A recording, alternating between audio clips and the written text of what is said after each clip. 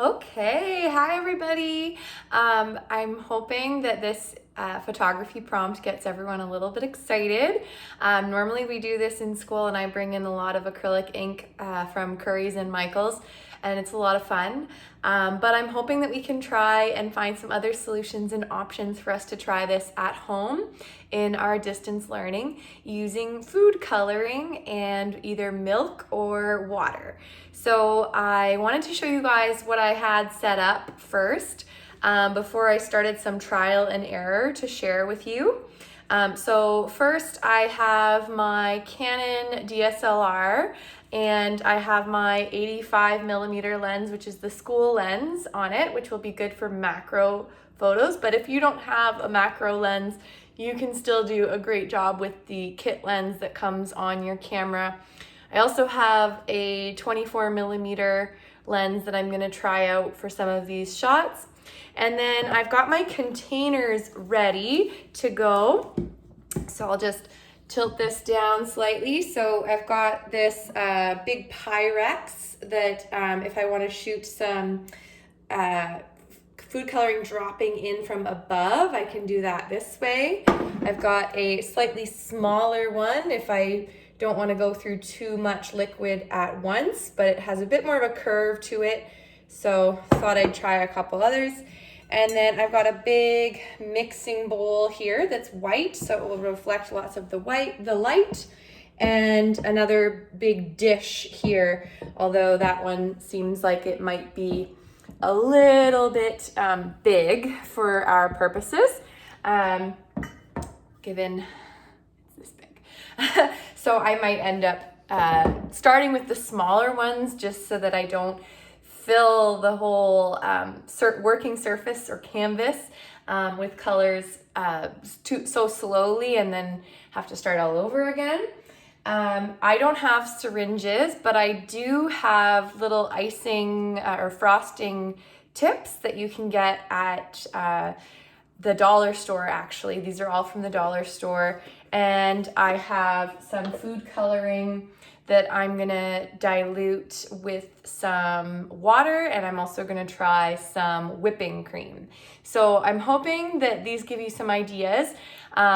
If you have an eyedropper of any kind, like even for eye drops themselves, hopefully one that you're not currently using, you could try that as well to squirt the food coloring into the milk or the water. I'm gonna share with you my settings too. So I'm gonna be starting because I'm in my kitchen and I have 2 sets of overhead light tracks. I'm hoping that's gonna be enough light to light my subject area.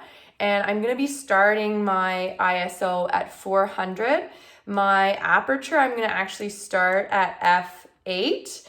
And my shutter speed, I'm gonna start at 1/250th. So I'll just share with you my settings there. And if any of you forgotten how to change things on manual, remember your crank dial at the top of your camera is going to adjust your shutter. And then if you hold the AV button, your crank dial will adjust your aperture, and your ISO button will be separate.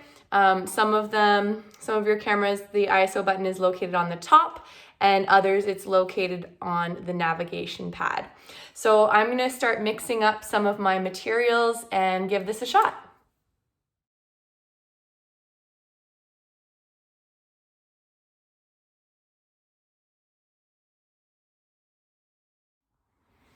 All right, so settings that work for my lighting environment are 800 ISO, f4, and 1/200th of a second.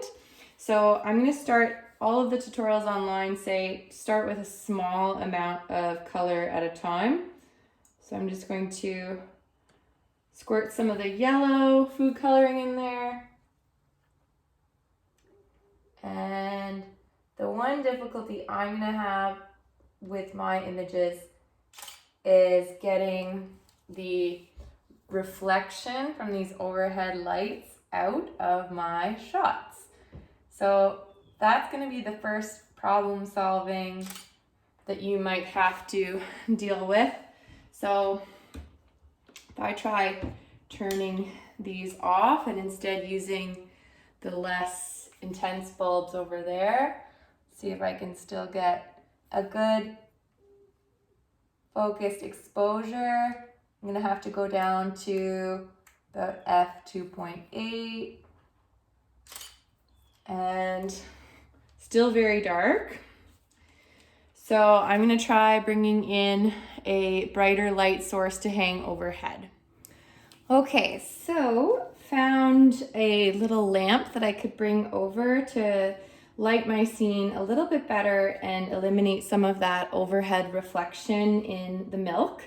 I'm starting to get these cool little cells forming in the yellow, and did a couple test shots. The only trouble is the white balance is going to be quite off, so I'm going to have to fix that in editing, but was able to get a few crisp photos going through. Might have to also do some adjustments with some of the reflections, and I'm sure a lot of you might have that problem as well. So I'm going to try adding a little bit of the green.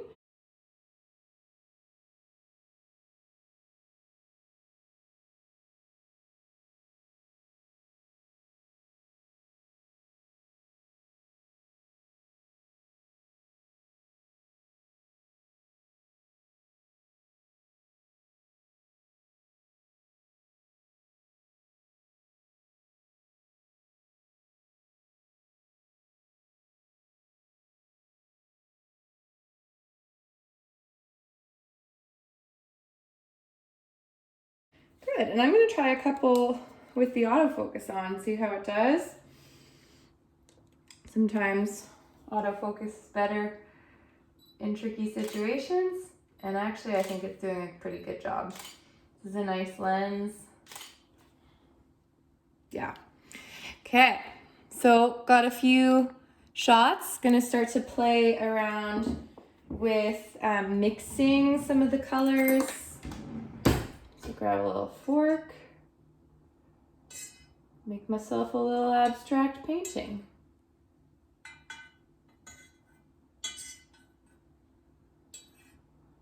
Pretty cool. This is actually almond milk that I'm using, and it seems to kind of hold the shape pretty well in this little glass. It's not quite cloud-like, but pretty neat still.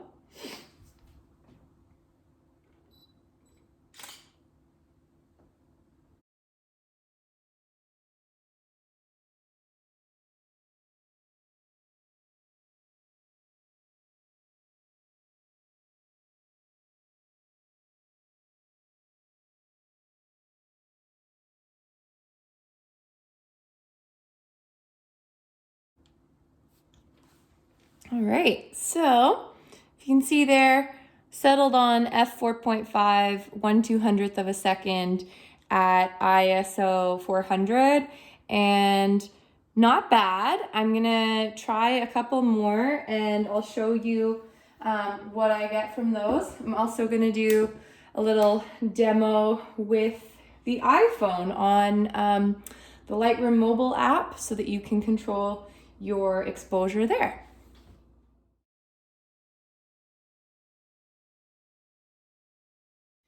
Okay, so for those of you who don't have your DSLR or a school DSLR at home with you, I'm going to show you, I attached a video in the lesson, so if you can't see my phone properly, but I'm going to show you on my iPhone the options with the Lightroom mobile app, which is completely free, and I would really recommend that you guys all try it. If you're in the app interface and you go to the camera button at the bottom, you will have a whole bunch of options. If you click the 3 dots, you can set up a grid, you can change your ratio, and you can even set up a timer if you're also dropping the ink into the water at the same time. But here's the mode I wanted to show you. It'll start on auto at the bottom there to the left of your shutter button. But if you click the auto button and you go into professional, you can adjust everything with your exposure. So I'm going to try to imitate my settings that I had on my DSLR which was my shutter speed was at 1/200th of a second. Sorry, I'm turning it up so I can see.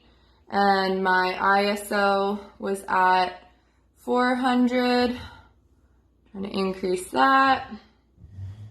And my white balance was set to auto. And my aperture, it looks like it calculates the aperture automatically for you. So I'm just gonna leave it at that and give it a shot.